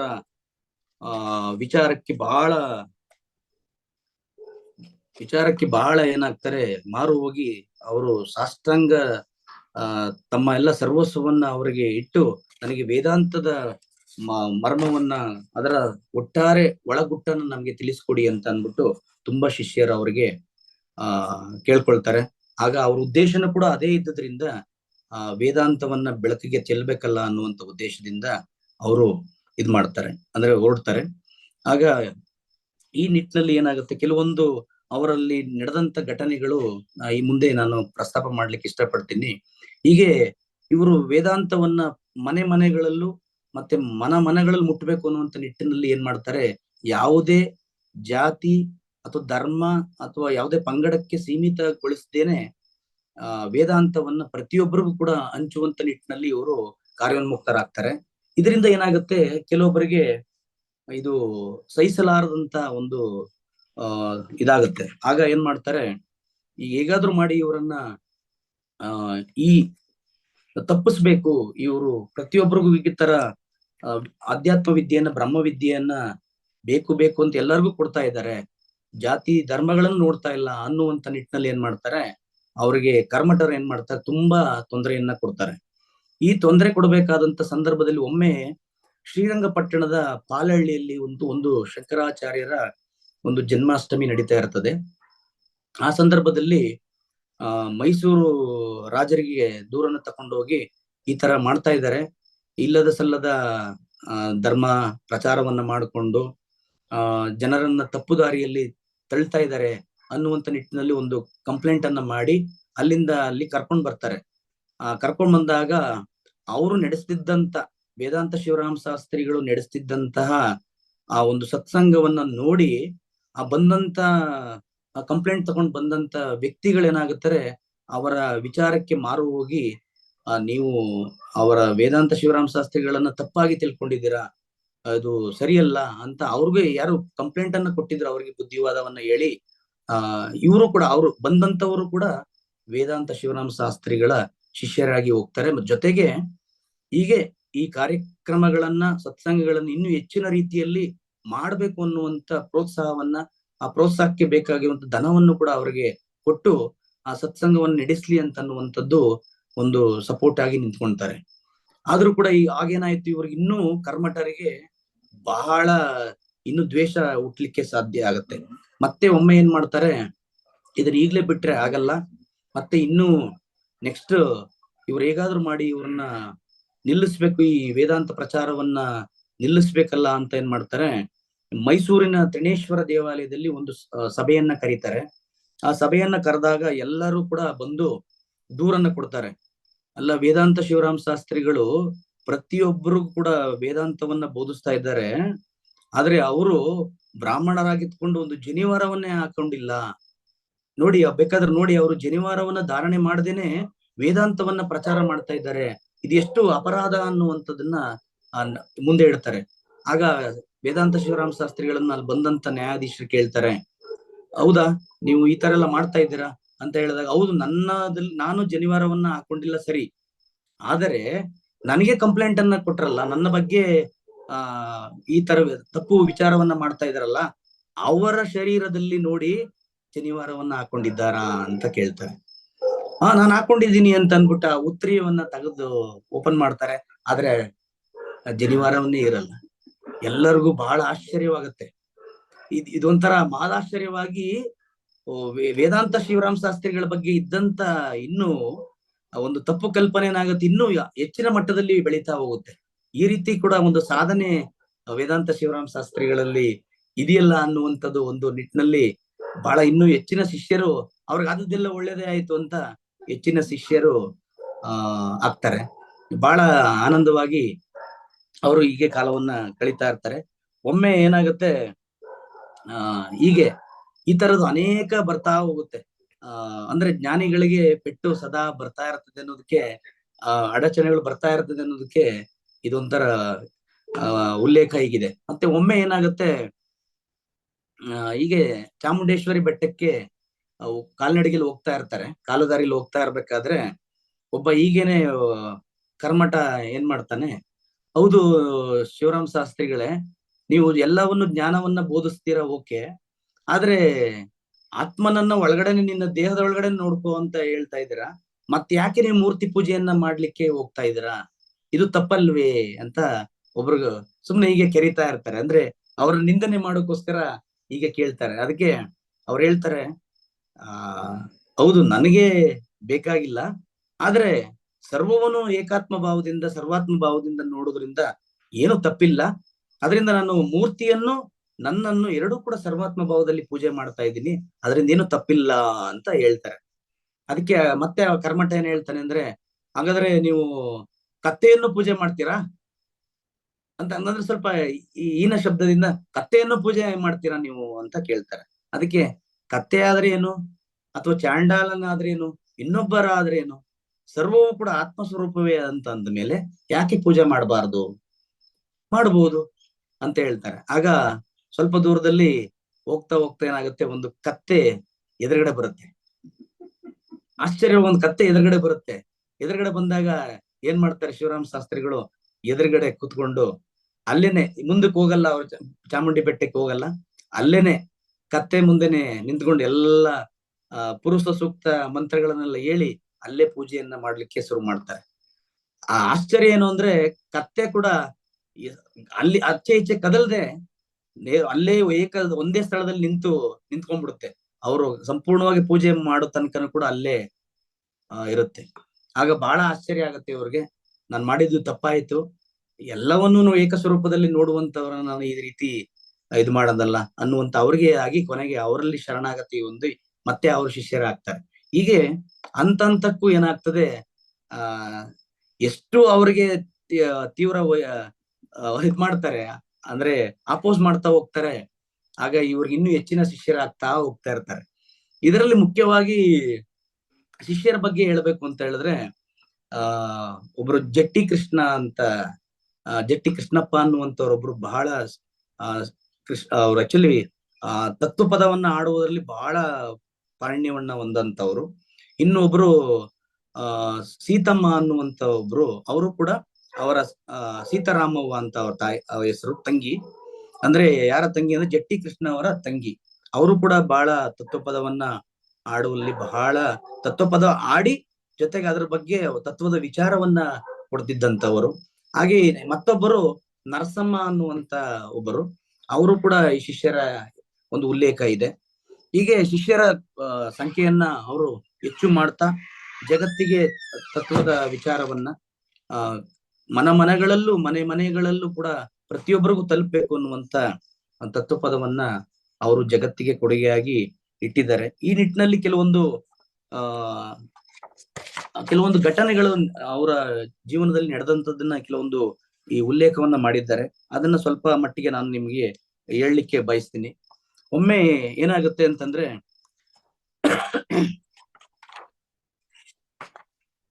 ಒಬ್ರು ಸಾಧನೆಯನ್ನ ಮಾಡ್ತಾ ಇರ್ತಾರೆ. ಯಾವ ಸಾಧನೆ ಅಂತಂದ್ರೆ ಹಠಯೋಗದ ಸಾಧನೆಯನ್ನ ಮಾಡ್ತಾ ಇರ್ತಾರೆ ಒಬ್ರು. ಆ ಹಠಯೋಗದ ಸಾಧನೆ ಹೇಗ್ ಮಾಡ್ತಾ ಇರ್ತಾರೆ ಅಂತಂದ್ರೆ, ಈ ಮೂಗಿನಿಂದ ನೀರನ್ನ ಹಾಕೊಂಡು ಆ ಗುದದ್ವಾರದಿಂದ ಬಿಡುವಂತ ಒಂದು ಹಠ ಸಾಧನೆಯನ್ನ ಮಾಡ್ತಾ ಇರ್ತಾರೆ. ಆ ಮಾಡ್ತಾ ಇರ್ಬೇಕಾದ್ರೆ ವೇದಾಂತ ಶಿವರಾಮ ಶಾಸ್ತ್ರಿಗಳು ಅವರನ್ನು ನೋಡ್ಬಿಟ್ಟು, ಈ ಸಾಧನೆ ಮಾಡ್ತಿದ್ದಿಲ್ಲ, ಇದರಿಂದ ಆಗುವಂತ ಪ್ರಯೋಜನ ಆದ್ರೂ ಏನು, ಇದರಿಂದ ಏನಾದ್ರು ಪ್ರಯೋಜನ ಇದೆಯೇ, ಅದರಿಂದ ಏನೋ ನಿನಗೆ ಪ್ರಯೋಜನ ಇಲ್ಲ. ಹಾಗಾದ್ರೆ ನಾನು ಒಂದು ಮಾತು ಹೇಳ್ತೀನಿ ನಿನಗೆ, ಈ ಹಠ ಸಾಧನೆ ನೀರನ್ನ ಮೂಗಿನಿಂದ ಬಿಡ್ತಾ ಇದ್ದೀಯಾ, ಅದೇ ರಿವರ್ಸ್ ಆಗಿ ನೀನು ಗುದದ್ವಾರದಿಂದ ನೀರನ್ನ ಬಿಟ್ಟು ಮೂಗಿನಿಂದ ತರಿಸಲಿಕ್ಕೆ ನಿನ್ಗೆ ಸಾಧ್ಯವೇ ಅಂತ ಕೇಳ್ತಾರೆ. ಅದು ಸಾಧ್ಯ ಆಗ್ಲಿಲ್ಲ ಶಿಷ್ಯನಿಗೆ. ಅಂದ್ರೆ ಅವನಿಗೆ ಆಶ್ಚರ್ಯ ಆಗುತ್ತೆ, ಹೌದಲ್ವಾ, ಆಗಲ್ಲ. ಮತ್ತೆ ಇದರಿಂದ ಆಗುವಂತ ಪ್ರಯೋಜನ ಆದ್ರೂ ಏನು, ಹಠ ಸಾಧನೆಯಿಂದ ನಾನು ಮಾಡುವಂತ ಪ್ರಯೋಜನ ಆದ್ರೂ ಏನೂ ಇಲ್ಲ. ಮುಖ್ಯವಾಗಿ ತಿಳಿಬೇಕಾಗಿರುವಂತದ್ದು ಜ್ಞಾನ. ಅದರಿಂದ ಯಾವ ಹಠ ಸಾಧನೆ ಇನ್ನೊಂದು ಏನ್ ಮಾಡಿದ್ರು ಕೂಡ ಪ್ರಯೋಜನ ಇಲ್ಲ. ಆತ್ಮತತ್ವದ ವಿಚಾರದಿಂದಲೇ ಸರ್ವವನ್ನು ನಾವು ಸಂಪಾದನೆ ಮಾಡ್ಲಿಕ್ಕೆ ಸಾಧ್ಯ ಅಂತ ಏನ್ ಮಾಡ್ತಾರೆ, ಆ ಶಿಷ್ಯರನ್ನು ಕೂಡ ತಮ್ಮಂತೆ ಮಾಡ್ಕೊಂತಾರೆ. ಒಬ್ಬ ಯೋಗಿಯನ್ನು ಕೂಡ ತನ್ನಂತೆ ಮಾಡಿಕೊಂಡು ಮುಂದೆ ಸಾಕ್ತಾ ಹೋಗ್ತಾರೆ. ಹೀಗೆ ಹೋಗ್ತಾ ಒಮ್ಮೆ ಏನಾಗುತ್ತೆ, ಅವರ ಶಿಷ್ಯರು ಒಬ್ರು ನಾರಾಯಣಪ್ಪ ಅಂತ ಒಬ್ರು ಶಿಷ್ಯರು ಇರ್ತಾರೆ. ಅವರು ಬುಕ್ ಬೈಂಡರ್ ಆಗಿರ್ತಾರೆ. ಅವ್ರ ಕನಸಿನಲ್ಲಿ ಒಮ್ಮೆ ಶಿವರಾಮ ಶಾಸ್ತ್ರಿಗಳು ಬರ್ತಾರೆ. ಕನಸಿನಲ್ಲಿ ಬಂದು, ಈ ಕಂತೆಯನ್ನ ಒಗೆ ಸಾಕು, ಈ ಕಂತೆಯನ್ನ ಒಗಿ ಅಂತ ಹೇಳ್ತಾರೆ. ಅಂದ್ರೆ ಅರ್ಥ, ಎಷ್ಟಿನ ಅಂತ ಹೀಗೆ ಇರ್ತೀಯ, ಆ ದೇಹವನ್ನ ಬಿಡು ಅಂತ ಶಿವರಾಮ ಶಾಸ್ತ್ರಿಗಳು ನಾರಾಯಣಪ್ಪ ಅವ್ರಿಗೆ ಕನಸಿನಲ್ಲಿ ಬಂದು ಹೇಳ್ತಾರೆ. ಆಗ ಬಹಳ ಆಶ್ಚರ್ಯ ಆಗ್ಬಿಟ್ಟು ಅವ್ರಿಗೆ ತಕ್ಷಣ ಎಚ್ಚೆದ್ದು ಹೇಳ್ತಾರೆ. ಎಚ್ಚೆದ್ದು, ಹೌದಾ, ಈ ತರ ಗುರುಗಳು ಈ ತರ ಕನಸಿಗೆ ಬಂದ್ರಲ್ಲ ಅಂತ ಮತ್ತೆ ಮಲ್ಕೊಳ್ತಾರೆ. ಮತ್ತೆ ಮಲ್ಕೊಂಡು ನೋಡಿದಾಗ ಮತ್ತೆ ಹೇಳ್ತಾರೆ, ಇನ್ನೊಂದ್ಸರಿ ಬರ್ತಾರೆ. ಅದೇ ಇದರಲ್ಲಿ ಕನಸು ಬಂದು, ಸಾಕು, ಇನ್ನೆಷ್ಟು ದಿನ ಅಂತ ನೀನು ಇದ್ ಮಾಡ್ತೀಯ, ದೇಹವನ್ನ ಹೊರ್ತಾ ಇದ್ದೀಯಾ, ಬಿಡು ಸಾಕು ಅಂತ ಹೇಳ್ತಾರೆ. ಆಗ ತಕ್ಷಣ ಗುರುವಿನ ಆಜ್ಞೆ ಅಂತ ಏನ್ ಮಾಡಿ ಬೆಳಗ್ಗೆ ಎದ್ದು ತನ್ನ ಎಲ್ಲ ಮಕ್ಕಳನ್ನ, ಸೊಸೆಯನ್ನ ಕರೀತಾರೆ. ನಾನು ಈ ದಿನ 12 ಗಂಟೆಗೆ ಸರಿಯಾಗಿ ನಾನು ಈ ದೇಹವನ್ನ ಬಿಡ್ತಾ ಇದ್ದೀನಿ ಅಂತ ಹೇಳ್ತಾರೆ. ಎಲ್ರಿಗೂ ಬಹಳ ಆಶ್ಚರ್ಯ ಆಗುತ್ತೆ. ಹೌದಾ ಅಂತ ಎಲ್ರು ಗೊಳೋ ಅಂತ ಅಳುಕ್ಕೆ ಶುರು ಮಾಡ್ತಾರೆ. ಆಗ ಆಕ್ಚುಲಿ ಅವ್ರಿಗೆ ಹೆಸರು ನಾರಾಯಣಪ್ಪ ಅಂತಾನೂ ಇದೆ, ಒಂದು ರಂಗಪ್ಪ ಅಂತಾನೂ ಕೂಡ ಇದೆ, ಇರ್ಲಿ, ಒಬ್ಬರು ಶಿಷ್ಯರೇ. ಆದ್ರೆ ಅವ್ರೇನ್ ಮಾಡ್ತಾರೆ, ಎಲ್ಲಾ ಬ್ರಾಹ್ಮಣರುಗಳನ್ನು ಎಲ್ಲವನ್ನು ಕರೆದು, ದಾನ ಧರ್ಮಗಳಿರ್ಬೋದು, ಎಲ್ಲ ಏನೇನ್ ಪುಣ್ಯ ಕರ್ಮಗಳು ಏನೇನಿರ್ಬೋದು ಎಲ್ಲವನ್ನ ಮಾಡಿ, ಅವರೇ ಸಮಾಧಿಯನ್ನ ತೋಡಿಸ್ಕೊಂಡು ಸಮಾಧಿ ಗುಳಿಯಲ್ಲಿ ಕೂತ್ಕೊಂಡು ಕರೆಕ್ಟಾಗಿ 12 ಗಂಟೆಗೆ ಸರಿಯಾಗಿ ಮಧ್ಯಾಹ್ನ ದೇಹವನ್ನ ಬಿಡ್ತಾರೆ. ಆಗ ಬಹಳ ಆಶ್ಚರ್ಯ ಆಗತ್ತೆ.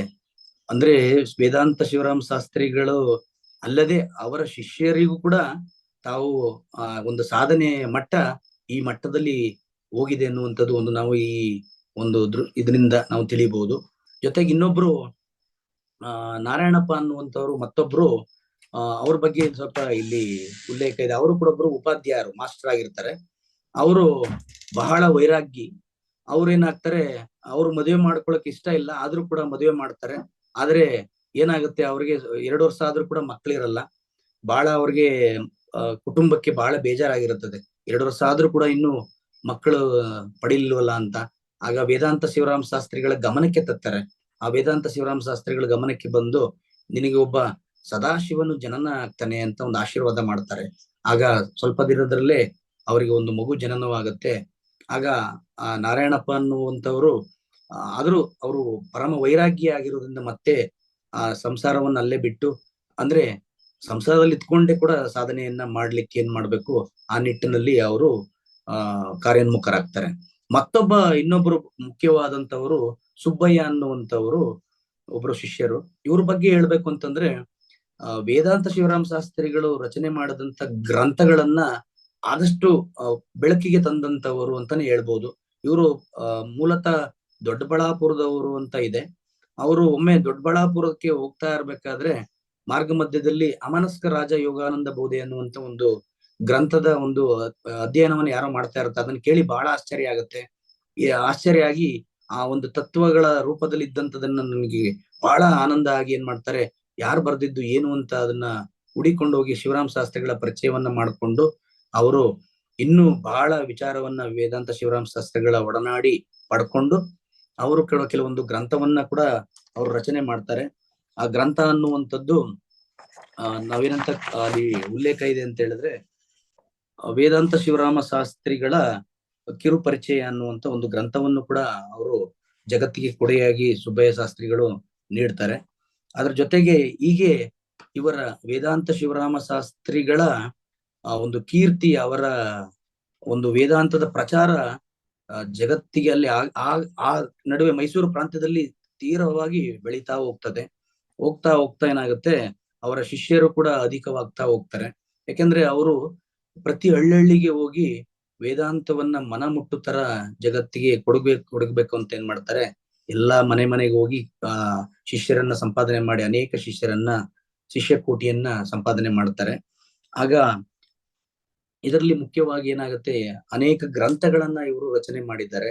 ಅದರಲ್ಲಿ ವೇದಾಂತ ಮುಕ್ತಿ ಮಾರ್ಗ ಪ್ರದೀಪಿಕ, ಬ್ರಹ್ಮಾನಂದ ಬೋಧೆ, ಶ್ರೀ ಶಂಕರ ತತ್ವ ಪದ್ಧತಿ ಇರ್ಬೋದು, ಶ್ರೀ ರುದ್ರ ಟೀಕಾ, ಶಿವಾದಿಕ್ಯ ಟೀಕಾ ಇರ್ಬೋದು, ಶಂಕರ ಬೋಧಾಮೃತ, ಶಂಕರಾನಂದ ಕಂದ, ಹಾಗೆ ವೇದಾಂತ ಸಿದ್ಧಾಂತ ಸಾರ, ಪ್ರಮಾಣ ಸಾಗರ, ಪರಮಾರ್ಥ ಸಾರ, ಹಾಗೆ ಇನ್ನು ಅನೇಕ ಗ್ರಂಥಗಳನ್ನ, ಒಟ್ಟು 35 ಗ್ರಂಥಗಳನ್ನ ಜಗತ್ತಿಗೆ ಕೊಡುಗೆಯಾಗಿ ಕೊಟ್ಟಿದ್ದಾರೆ. ಅದರಲ್ಲೂ ಮುಖ್ಯವಾಗಿ ತತ್ವ ಮತ್ತೆ ಪದ್ಧತಿ ಇವತ್ತುವರೆಗೂ ಕೂಡ ಪ್ರತಿಯೊಬ್ಬರಲ್ಲೂ ಹಳ್ಳಿಯಲ್ಲೂ ಕೂಡ ತತ್ವ ಪದ್ಧತಿ ಅನ್ನುವಂಥದ್ದು ಈ ಹೆಚ್ಚಿನಾಗಿ ಮೈಸೂರು ಮತ್ತೆ ಮಂಡ್ಯದ ಪ್ರಾಂತ್ಯದಲ್ಲಿ ಹೆಚ್ಚಿನ ತತ್ವ ಪದ್ಧತಿ ಅದರ ಮುಖೇಣನೆ ಜಗತ್ತಿಗೆ ಕೊಡುಗೆಯಾಗಿ ಕೊಟ್ಟಿದ್ದಾರೆ. ಹೀಗೆ ಇಷ್ಟು ಮಾತ್ರ ಇವರ ಬಗ್ಗೆ ನಾವು ಪರಿಚಯವನ್ನ ನಾವು ಮಾಡ್ಕೊಳ್ಬಹುದು. ಯಾಕಂದ್ರೆ ಇಷ್ಟು ಮಾತ್ರ ನಮ್ಗೆ ಉಲ್ಲೇಖ ಇದರಲ್ಲಿ ಇದೆ ಅವರ ಪರಿಚಯ ಮಾಡ್ಕೊಳ್ಬೇಕು ಅಂತಂದ್ರೆ. ಆದರೆ ವೇದಾಂತದ ನಿಟ್ಟಿನಲ್ಲಿ ನಾವು ಪರಿಚಯ ಮಾಡೋದಾದ್ರೆ ವೇಳೆನೆ ಸಾಕಾಗಲ್ಲ. ಆ ರೀತಿ ನಾವು ಇವರನ್ನ ಜಗತ್ತಿಗೆ ಕೊಡುಗೆ ಕೊಟ್ಟಂತದನ್ನ ಪರಿಚಯ ಮಾಡಬಹುದು. ಹಾಗೆ ಕೊನೆಗೆ ಏನಾಗುತ್ತೆ, ವೇದಾಂತ ಶಿವರಾಮ ಶಾಸ್ತ್ರಿಗಳು ಹೀಗೆ ಸಾಧನೆ ಮಾಡ್ತಾ ಏನಾಗ್ತಾರೆ, ಬದನೆಹಾಳು ಅನ್ನುವಂತ ಒಂದು ಊರಿಗೆ, ಅದನಾನಿ ಬದನೆಹಾಳು ಅನ್ನುವಂತ ಊರಿಗೆ ಹೊರಡ್ತಾರೆ. ಅಲ್ಲಿ ಹೊರಟಾಗ ಒಬ್ಬರ ಶಿಷ್ಯರ ಮನೆಗೆ ಹೋಗ್ತಾರೆ. ಆ ಶಿಷ್ಯರ ಮನೆಗೆ ಹೋಗಿ ನನಗೊಂದು ಹೊಟ್ಟೆ ಹಸುವಾಗಿದೆ, ನನಗೆ ಮೊಸರನ್ನ ಮಾಡ್ಕೊಡಿ ಅಂತ ಕೇಳ್ತಾರೆ. ಹಾಗೆ ಆ ಶಿಷ್ಯರು ಏನ್ ಮಾಡ್ತಾರೆ, ಮೊಸರನ್ನವನ್ನ ಮಾಡಿ ಕೊಡ್ತಾರೆ. ಮಾಡಿ ಎಲ್ಲರನ್ನೂ ಕರೆಸಿ ಶಿಷ್ಯರನ್ನ ವಿಚಾರವನ್ನ ಮಾಡಿ ಕೊನೆಗೆ ಏನ್ ಮಾಡ್ತಾರೆ, ನಾನು ಈ ದಿನ ಏನ್ ಮಾಡ್ತೀನಿ ಅಂತಂದ್ರೆ ದೇಹವನ್ನ ಬಿಡ್ತಾ ಇದ್ದೀನಿ, ಅದರಿಂದ ದಯಮಾಡಿ ಎಲ್ಲರೂ ಅದಕ್ಕೇನೇನ್ ಬೇಕು ಸಿದ್ಧತೆಯನ್ನ ಮಾಡ್ಕೊಳ್ಳಿ ಅಂತ ಹೇಳ್ತಾರೆ. ಆಗ ಶಿಷ್ಯರೆಲ್ಲ ಆಶ್ಚರ್ಯಚಕಿತರಾಗ್ತಾರೆ. ಹೌದೌದಾ, ಇಷ್ಟು ಬೇಗ ನಮ್ಮನ್ನ ಬಿಟ್ರೆ ನಮ್ ಗತಿ ಏನು ಅನ್ನುವಂತ ಒಂದು ಆಶ್ಚರ್ಯದಿಂದ ಶಿಷ್ಯರು ಕೇಳ್ತಾರೆ. ಆಗ ಹೇಳ್ತಾರೆ, ನಿಮಗೆ ಶಿವನೇ ಗತಿ, ಅದರಿಂದ ನಾನು ಈಗ ದೇಹವನ್ನ ಬಿಡ್ತೀನಿ ಅಂತ ಏನ್ ಮಾಡಿ ಒಂದು ಮನೆ ಒಳಗಡೆ ಹೋಗ್ತಾರೆ. ಮನೆ ಒಳಗಡೆ ಹೋಗಿ ಆ ಮನೆ ಒಳಗಡೆ ಹೋಗಿ ಬಾಕ್ಲನ್ನ ಹಾಕೊಂತಾರೆ. ಬಾಕ್ಲನ್ನ ಹಾಕೊಂಡು ಅವರು ಒಂದು 10 ರಿಂದ 15 ನಿಮಿಷದ ಒಳಗಡೆ ತಮ್ಮ ದೇಹವನ್ನ ಬಿಡ್ತಾರೆ. ಅದೇ ದೇಹವನ್ನ ಬಿಟ್ಟಾಗ ಎಲ್ಲರ ಡೋರನ್ನು ತೆಗೆದು ನೋಡಿದಾಗ ಅವರ ಜನಿವಾರ ಮತ್ತೇನು ಧರಿಸಿದ್ದಂತ ಉತ್ತರಿ ಎಲ್ಲ ಎರಕೊಂಡು ಒಂದ್ ಕಡೆ ಬಿದ್ದಿರ್ತದೆ. ಅದರ ಅರ್ಥ ಏನು ಅಂತ ಹೇಳಿದ್ರೆ, ದೇಹ ಅನ್ನುವಂಥದ್ದು, ದೇಹಾತ್ಮ ಬುದ್ಧಿ ಅನ್ನುವಂಥದ್ದು ಅವ್ರಿಗೆ ಇರ್ಲಿಲ್ಲ. ತಾನು ನಿಜವಾಗ್ಲೂ ಪರಮಾತ್ಮ ಸ್ವರೂಪನೇ, ಆತ್ಮ ಸ್ವರೂಪ ಯಾವುದು ಕೂಡ ನನಗೆ ಧಾರಣೆ ಅನ್ನುವಂಥದ್ದು ನಾನು ಮಾಡ್ಕೊಂಡಿರ್ಲಿಲ್ಲ ಅನ್ನುವಂಥದ್ದು ಜಗತ್ತಿಗೆ ಅಲ್ಲಿ ಇಟ್ಟಿರುವಂತ ಒಂದು ಕುರು ಅಂತ ನಾವ್ ಹೇಳ್ಬೋದು. ಇವರು ಬಂದ್ಬಿಟ್ಟು ದೇಹವನ್ನ ತ್ಯಾಗ ಮಾಡದಂಥದ್ದು 1910ರಲ್ಲಿ ಅವರು ದೇಹವನ್ನ ತ್ಯಾಗ ಮಾಡ್ತಾರೆ. ಆಗ ಅವ್ರಿಗೆ ವಯಸ್ಸಾಗಿರುವಂತದ್ದು 49 ವಯಸ್ಸಿನಲ್ಲಿ ಅವರು ದೇಹವನ್ನ ತ್ಯಾಗ ಮಾಡ್ತಾರೆ. ಇಲ್ಲಿ ವಿಶೇಷತೆ ಏನು ಅಂತಂದ್ರೆ, ನಾನು ಈಗ ಹೇಳಲಿಕ್ಕೆ ಇಷ್ಟಪಡ್ತೀನಿ, ಆ ಯಾಕೆಂದ್ರೆ ಅವರ ಹುಟ್ಟಿದ ದಿನ 23/3/1861 ಇಸ್ವಿ. ಇವತ್ತಿನ ದಿನಾಂಕ ಏನ್ ಹೇಳಿ? 23/3/2024. ಅಂದ್ರೆ 163 ವರ್ಷಗಳು ಇಲ್ಲಿಗೆ ಅವ ಅವತರಿಸಿದ ದಿನ 163 ವರ್ಷಗಳ ಕಳೆದಿದೆ. ಆದ್ರೂ ಕೂಡ ಆ ವಿಶೇಷತೆ ಏನು ಅಂತಂದ್ರೆ ಶಿವರಾಮ ಶಾಸ್ತ್ರಿಗಳು 23/3 ಈ ದಿನದೇ ಅವರು ಅವತರಿಸಿದ ದಿನದಂದೇನೆ ಅವ್ರ ಬಗ್ಗೆ ಅವರ ಶಿಷ್ಯರಿಂದ ಒಂದು ವಾಣಿಯನ್ನ ಕೇಳ್ತಾ ಇದಾರಲ್ಲ ಅನ್ನುವಂಥದ್ದು ಅವರ ಹೃದಯದಲ್ಲಿ ನೆಲೆಸಿ ಹೇಳ್ಬೇಕಾದ್ರ ಬಗ್ಗೆ ತಿಳ್ಕೊಳ್ಬೇಕು ಅನ್ನುವಂತ ನಿಟ್ಟಿನಲ್ಲಿ ಅವರು ನಮಗೆ ಪ್ರೇರಣೆಯನ್ನ ಕೊಟ್ಟಿದಾರಲ್ಲ. ಇದು ಬಹಳ ಆಶ್ಚರ್ಯ ಅಂತ ಹೇಳಿದ್ರೆ ತಪ್ಪಾಗಲಾರದು. ಈ ವಿಚಾರದ ಬಗ್ಗೆ ನಾನು ನಾಗರಾಜ್ ಮಾಸ್ಟರ್ ಅವ್ರ ಹತ್ರ ನಾನು ಆಲ್ರೆಡಿ ಮಾತಾಡಿದೆ. ಯಾಕಂದ್ರೆ 23/3 ಅನ್ನುವಂಥದ್ದು ಒಂದು ಸುದಿನವೇ ಸರಿ. ಯಾಕೆಂದ್ರೆ ಈ ದಿನ ವೇದಾಂತ ಶಿವರಾಮ ಶಾಸ್ತ್ರಿಗಳ ಜನ್ಮ ದಿನ ಅಂತಾನೆ ನಾವು, ಜನ್ಮೋತ್ಸವ ಅಂತ ನಾವು ಆ ನಿಟ್ಟಿನಲ್ಲಿ ಇವತ್ತು ಆಚರಣೆಯನ್ನ ಈ ರೂಪದಲ್ಲಿ ನಾವು ಮಾಡ್ತಾ ಇದ್ದೀವಿ. ಇಲ್ಲಿ ವೇದಾಂತ ಶಿವರಾಮ ಶಾಸ್ತ್ರಿಗಳು ಏನನ್ನ ನಮಗೆ ಇಲ್ಲಿ ಕೊಟ್ರು ಅಂತ ಹೇಳಿದ್ರೆ, ಇವರ ಕಿರುಪರಿಚಯವನ್ನ ಹೇಳುದು ಬಹಳ ಏನು ದೊಡ್ಡದಲ್ಲ. ಇಲ್ಲಿ ಮುಖ್ಯವಾಗಿ ಅವರು ತಲುಪಿಸಿದಂಥದ್ದು ವೇದಾಂತದ ವಿಚಾರವನ್ನ ನಮಗೆ ಹೇಗೆ ತನ್ನ ಸ್ವರೂಪವನ್ನ ನಾವು ತಿಳಿಬೇಕು, ಪರಮ ಪುರುಷಾರ್ಥವನ್ನ ನಾವು ಹೇಗೆ ಗಳಿಸ್ಕೊಳ್ಬೇಕು ಅನ್ನುವಂಥದ್ದು ಜಗತ್ತಿಗೆ ತತ್ವ ರೂಪದಲ್ಲಿ ನಮಗೆ ಇಟ್ಟಿದ್ದಾರೆ. ಆ ತತ್ವದಲ್ಲಿ ಒಂದು ತತ್ವ ಏನ್ ಹೇಳುತ್ತೆ ಅಂತಂದ್ರೆ ಅದನ್ನ ಈ ರೀತಿ ಹೇಳ್ತಾರೆ. ದೇಶ ದೇಶವನ್ನೆಲ್ಲ ಸುತ್ತಿ ನಾಸಾತೀತನ ನೋಡಿ ಬಂದೆ, ನಾಶ ರೈತನು ಶರೀರದೊಳಗುಂಟು. ಓಂ ಗುರು ಶಂಕರಾರ್ಯ ಕೋಶ ಕಳೆದವಾಗಿ ಮರ್ಮ ಗೊತ್ತುಂಟು. ನೋಡಿ, ಈ ಒಂದು ತತ್ವ ಪದದಲ್ಲಿ ನಾವು ಅವರ ಜ್ಞಾನದ ಮಟ್ಟವನ್ನ ನಾವು ಇಲ್ಲಿ ತಿಳಿಬಹುದು. ನಾನು ದೇಶವನ್ನೆಲ್ಲ ಸುತ್ತಿ ನಾನು ನಾಶಾತೀತನನ್ನ ನಾನು ಹುಡುಕ್ತಾ ಇದ್ದೆ. ಆದ್ರೆ ನಿಜವಾಗ್ಲೂ ನಾಶಾತೀತನಾದಂತ ಆತ್ಮನನ್ನ ನಾವು ಹೊರಗಡೆ ಬಾಹ್ಯದಲ್ಲಿ ಹುಡುಕುವುದಲ್ಲ. ಆತ್ಮನು ಎಲ್ಲಿದ್ದಾನೆ? ನಾಶರಹಿತಾನು ಶರೀರದೊಳಗುಂಟು. ಎಲ್ಲೂ ಬೇರೆಲ್ಲೂ ಹುಡುಕ್ಬೇಡ, ಶರೀರದೊಳಗಡೆನೆ ಇದ್ದಾನೆ. ಓಂ ಗುರು ಶಂಕರಾರ್ಯ ಕೋಶ ಕಳೆದವಾಗಿ ಮರ್ಮ ಗೊತ್ತುಂಟು. ಆತ್ಮದ ಅರಿವು ಅಥವಾ ಆತ್ಮದ ಪರಿಚಯ ಯಾರಿಗಾಗತ್ತೆ ಅಂತ ಹೇಳಿದ್ರೆ, ಯಾರು ಕೋಶಗಳನ್ನ ಕಳೆದಿದ್ದಾನೋ ಅವನಿಗೆ ಈ ಮರ್ಮ ಗೊತ್ತಾಗತ್ತೆ. ಅಂದ್ರೆ ಇಲ್ಲಿ ಕೋಶಗಳ ಬಗ್ಗೆ ವಿವರಣೆ ಮಾಡೋದಾದ್ರೆ, ಅನ್ನಮಯ ಕೋಶ, ಪ್ರಾಣಮಯ ಕೋಶ, ಮನೋಮಯ ಕೋಶ, ವಿಜ್ಞಾನಮಯ ಕೋಶ ಮತ್ತೆ ಆನಂದಮಯ ಕೋಶ. ಈ 5 ಕೋಶಗಳು ಅಲ್ಲಿ ಜೀವನು ಬಂದಿಯಾಗಿದ್ದಾನೆ. ಅಂದ್ರೆ ಕೋಶ ಅಂತ ಹೇಳಿದ್ರೆ ಇಲ್ಲಿ ಚೀಲ, ಅಂದ್ರೆ ಚೀಲ ಅಂತ ನಾವ್ ಹೇಳ್ತೀವಿ. ಆ ಚೀಲದೊಳಗಡೆ 5 ಚೀಲಗಳ ಒಳಗಡೆ ಬಂದಿಯಾಗಿದ್ದಾನೆ. ಈ ಬಂದಿಯಾಗಿ ಏನಾಗದೆ, ಅವನು ತನ್ನ ಸ್ವರೂಪವನ್ನ ಮರೆತಿದ್ದಾನೆ. ಈ ಒಂದು ತತ್ವ ಪದದಿಂದ ಅವರಿಗೆ ಗೊತ್ತಾಗುತ್ತೆ, ಅವರಲ್ಲಿ ವೇದಾಂತದ ವಿಚಾರ ಮನಗಳಲ್ಲಿ ಮುಟ್ಟಬೇಕು ಅನ್ನುವಂಥದ್ದು. ಆ ನಿಟ್ಟಿನಲ್ಲಿ ಒಂದು ತತ್ವದ ಪದ ರೂಪದಲ್ಲಿ ನೋಡಿ, ನಾವು ಎಲ್ಲಾ ಉಪನಿಷತ್ತುಗಳನ್ನು ಓದಿದ್ರು ಈ ಸಾರ ನಮಗೆ, 10 ಗ್ರಂಥಗಳನ್ನು ಓದಿದ್ರೆ ಇಷ್ಟ ಸಾರ ಸಿಗ್ಬಹುದು. ಆದ್ರೆ ಒಂದು ತತ್ವ ಪದದಲ್ಲಿ ನಮ್ಗೆ ಈ ಸಾರವನ್ನ ವೇದಾಂತ ಶಿವರಾಮ ಶಾಸ್ತ್ರಿಗಳು ಇಟ್ಟಿದ್ದಾರೆ. ಅದು ನನ್ಗೆ ಬಹಳ ಆನಂದ ಆಗುತ್ತೆ. ಈ ತತ್ವ ಪದ ವಿಚಾರವನ್ನ ಮಾಡ್ಲಿಕ್ಕಾಗ್ಲಿ, ಆಡ್ಲಿಕ್ಕೆ ಆಗ್ಲಿ, ಅವರ ವಿಚಾರ ಧಾರೆಯನ್ನು ನಾವು ಮಾಡ್ಬೇಕು ಅಂದ್ರೆ ಬಹಳ ಆನಂದ ಆಗತ್ತೆ.